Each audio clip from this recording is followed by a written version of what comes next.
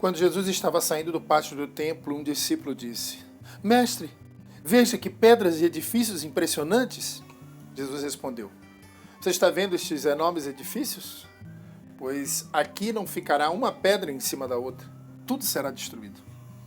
Jesus estava sentado no Monte das Oliveiras, olhando para o templo, quando Pedro, Tiago, João e André lhe perguntaram em particular: Conte para nós, quando é que isso vai acontecer? Que sinal haverá para mostrar quando é que todas essas coisas vão começar? Então Jesus começou a ensiná-los e disse: Tomem cuidado para que ninguém engane vocês, porque muitos vão aparecer fingindo ser eu e dizendo: Eu sou o Messias. Enganarão muitas pessoas. Não tenham medo quando ouvirem um barulho de batalhas ou notícias de guerras. Tudo isso vai acontecer, mas ainda não será o fim. Uma nação vai guerrear contra outra e um país atacará outro. Em vários lugares haverá tremores de terra e falta de alimentos. Essas coisas serão como as primeiras dores de parto. Vocês precisam ter cuidado, porque serão presos e levados aos tribunais e serão chicoteados nas sinagogas. Por serem meus seguidores, vocês serão levados aos governadores e reis para serem julgados e falarão a eles sobre o Evangelho. Pois antes de chegar o fim, o Evangelho precisa ser anunciado a todos os povos. Quando prenderem e entregarem vocês às autoridades, não fiquem preocupados antes da hora com o que irão dizer. Quando chegar o momento, digam o que Deus lhes der para dizer. Porque as palavras que disserem não serão de vocês mesmos, mas virão do Espírito Santo. Muitos entregarão os seus próprios irmãos para serem mortos, e os pais entregarão os filhos. E os filhos ficarão contra os pais e os matarão. Todos odiarão vocês por serem meus seguidores. Mas quem ficar firme até o fim será salvo. E Jesus continuou: Vocês verão um grande terror no lugar onde não deveria estar. Que o leitor entenda o que isso quer dizer. Então os que estiverem na região da Judéia, que fujam para os montes. Quem estiver na cidade, em cima da sua casa, no terraço, que fuja logo e não entre para pegar nada. E quem estiver no campo, que não volte para casa a fim de buscar as suas roupas. Ai das mulheres grávidas e das mães com criancinhas naqueles dias. Orem a Deus para que isso não aconteça no inverno. Porque naqueles dias haverá um sofrimento tão grande como nunca houve desde que Deus criou o mundo, e nunca mais acontecerá uma coisa igual. Porém o Senhor diminuiu esse tempo de sofrimento. Se não fosse assim, ninguém seria salvo. Mas por causa do povo que Deus escolheu para salvar, esse tempo já foi diminuído. Portanto, se alguém disser para vocês: Vejam, o Messias está aqui, ou o Messias está ali, não acreditem. Porque aparecerão falsos profetas e falsos messias que farão milagres e maravilhas para enganar, se possível, até o povo escolhido de Deus. Prestem atenção. Eu estou lhes dizendo tudo isso antes que aconteça. Jesus disse: Depois daqueles dias de sofrimento, o sol ficará escuro e a lua não brilhará mais. As estrelas cairão do céu e os poderes do espaço serão abalados. Então o Filho do Homem aparecerá descendo nas nuvens com grande poder e glória. Ele mandará os anjos aos 4 cantos da terra e reunirá os escolhidos de Deus, de um lado do mundo até o outro. Jesus disse ainda: Aprendam a lição que a figueira ensina. Quando seus ramos ficam verdes e as folhas começam a brotar, vocês sabem que está chegando o verão. Assim também, quando virem acontecer essas coisas, fiquem sabendo que o tempo está perto, pronto para começar. Eu afirmo a vocês que isto é verdade. Essas coisas vão acontecer antes de morrerem todos os que agora estão vivos. O céu e a terra desaparecerão, mas as minhas palavras ficarão para sempre. E Jesus terminou dizendo: Mas ninguém sabe nem o dia nem a hora em que tudo isso vai acontecer. Nem os anjos do céu, nem o Filho, mas somente o Pai. Vigiem e fiquem alertas, pois vocês não sabem quando chegará a hora. Será como um homem que sai de casa e viaja para longe, mas antes de sair dá ordens, distribui o trabalho entre os empregados e manda o porteiro ficar de vigia. Então vigiem, pois vocês não sabem quando o dono da casa vai voltar. Se será à tarde, ou à meia-noite, ou de madrugada, ou de manhã. Se ele chegar de repente, que não encontre vocês dormindo. O que eu lhes digo a todos: fiquem vigiando. Faltavam 2 dias para a festa da Páscoa e a festa dos pães sem fermento. Os chefes, os sacerdotes e os mestres da lei procuravam um jeito de prender Jesus em segredo e matá-lo. Eles diziam: não vamos fazer isso durante a festa, para não haver uma revolta no meio do povo. Jesus estava no povoado de Betânia, sentado à mesa na casa de Simão, o leproso. Então uma mulher chegou com um frasco feito de alabastro, cheio de perfume de nardo puro, muito caro. Ela quebrou o gargalo do frasco e derramou o perfume na cabeça de Jesus. Alguns que estavam ali ficaram zangados e disseram uns aos outros: que desperdício! Esse perfume poderia ter sido vendido por mais de 300 moedas de prata, que poderiam ser dadas aos pobres. Eles criticavam a mulher com dureza, mas Jesus disse: deixem estas mulheres em paz. Por que é que vocês a estão aborrecendo?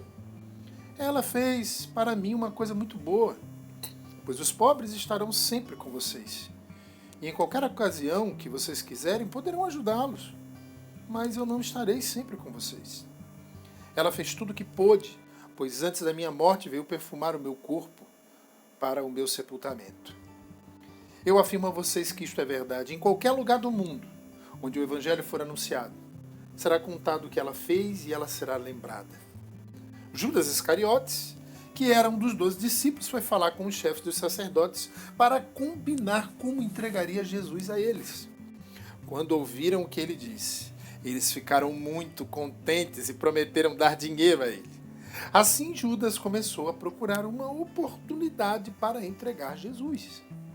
No primeiro dia da festa dos pães sem fermento, em que os judeus matavam carneirinhos para comemorarem a Páscoa, os discípulos perguntaram a Jesus: onde é que o Senhor quer que a gente prepare o jantar da Páscoa para o Senhor? Então Jesus enviou 2 discípulos com a seguinte ordem: vão até a cidade, lá irá se encontrar com vocês um homem que estará carregando um pote de água. Vão atrás desse homem e digam ao dono da casa em que ele entrar que o mestre manda perguntar: onde fica a sala em que eu e os meus discípulos vamos comer o jantar da Páscoa? Então ele mostrará a vocês no andar de cima uma sala grande, mobiliada e arrumada para o jantar.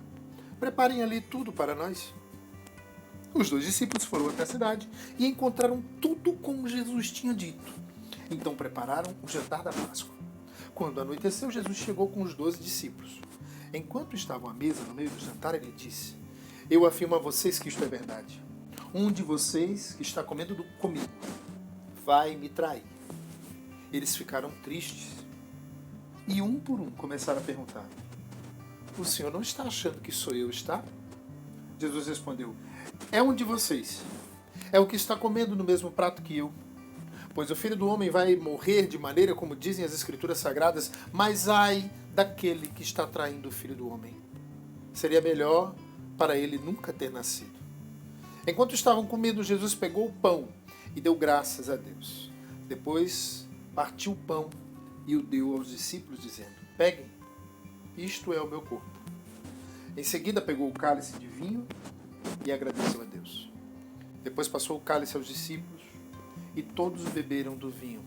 Então Jesus disse: isto é o meu sangue, que é derramado em favor de muitos.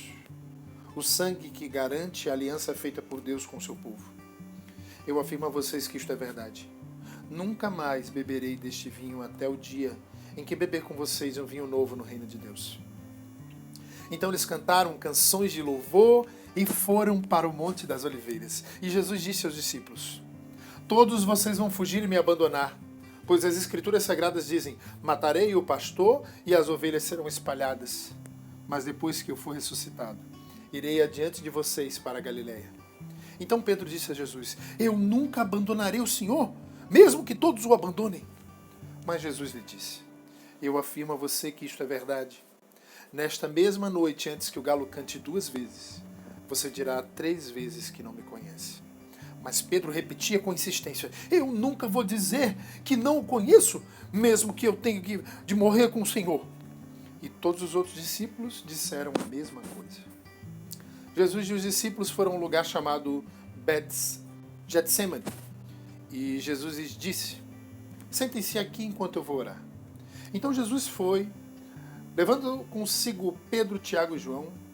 Aí ele começou a sentir uma grande tristeza e aflição. E disse a eles: a tristeza que estou sentindo é tão grande que é capaz de me matar. Fiquem aqui vigiando. Ele foi um pouco mais adiante, ajoelhou-se, encostou o rosto no chão e pediu a Deus que, se possível, afastasse dele aquela hora de sofrimento. Ele orava assim: Pai, meu Pai, Tu podes fazer todas as coisas, afasta de mim este cálice de sofrimento. Porém, que não seja feito o que eu quero, mas o que Tu queres. Depois voltou e encontrou os 3 discípulos dormindo. Então disse a Pedro: Simão, você está dormindo? Será que não pode vigiar nem uma hora? Vigiem e orem, para que não sejam tentados. É fácil querer desistir da tentação. O difícil mesmo é conseguir. Jesus foi outra vez e orou, dizendo as mesmas palavras. Em seguida voltou ao lugar onde os discípulos estavam e os encontrou de novo dormindo. Eles estavam com muito sono e não conseguiam ficar com os olhos abertos. E não sabiam o que responder a Jesus. Quando voltou pela terceira vez, Jesus perguntou: vocês ainda estão dormindo e descansando? Basta. Chegou a hora e o Filho do Homem está sendo entregue nas mãos dos maus. Levantem-se e vamos embora. Vejam, aí vem chegando o homem que está me traindo. Jesus ainda estava falando quando chegou Judas, um dos 12 discípulos. Vinha com ele uma multidão armada com espadas e porretes que tinha sido mandada pelos chefes dos sacerdotes, pelos mestres da lei e pelos líderes judeus. O traidor tinha combinado com eles um sinal. Ele tinha dito: prendam e levem bem seguro o homem que eu beijar, pois é ele. Logo que chegou perto de Jesus, Judas disse: Mestre, e o beijou. Então eles pegaram Jesus e o prenderam. Mas um dos que estavam ali tirou a espada, atacou um empregado do grande sacerdote e cortou uma orelha dele. Então Jesus disse para aquela gente: vocês vêm com espadas e porretes para me prenderem como se eu fosse um bandido? Eu estava com vocês todos os dias ensinando no pátio do templo e vocês não me prenderam. Mas isso está acontecendo para se cumprir o que as Escrituras dizem. Então todos os discípulos abandonaram Jesus e fugiram. Um jovem, enrolado num lençol, seguia Jesus. Alguns tentaram prendê-lo, mas ele largou o lençol e fugiu nu. Em seguida levaram Jesus até a casa do grande sacerdote, onde estavam reunidos os chefes dos sacerdotes, alguns líderes dos judeus e alguns mestres da lei. Pedro seguiu Jesus de longe e entrou no pátio da casa do grande sacerdote. Ele sentou-se perto do fogo com os guardas para se esquentar. Os chefes dos sacerdotes e todo o conselho superior estavam procurando encontrar alguma acusação contra Jesus, a fim de o condenarem à morte, mas não conseguiram nenhuma. Muitos diziam mentiras contra ele, mas as suas histórias não combinavam umas com as outras. Alguns se levantaram e acusaram Jesus com mentiras. Eles diziam: nós ouvimos quando ele disse: vou destruir esse templo que foi construído por seres humanos e em 3 dias levantarei outro que não será construído por seres humanos. Mesmo assim, as suas histórias não combinavam umas com as outras. Aí o grande sacerdote se levantou no meio de todos e perguntou a Jesus: você não vai se defender dessa acusação? Mas Jesus ficou calado e não respondeu nada. Então o grande sacerdote tornou a perguntar: você é o Messias, o Filho do Deus bendito? Jesus respondeu: sou. E vocês verão o Filho do Homem sentado do lado direito do Deus Todo-Poderoso e descendo com as nuvens do céu. Aí o grande sacerdote rasgou as suas próprias roupas e disse: não precisamos mais de testemunhas. Vocês ouviram esta blasfêmia contra Deus? Então, o que resolvem?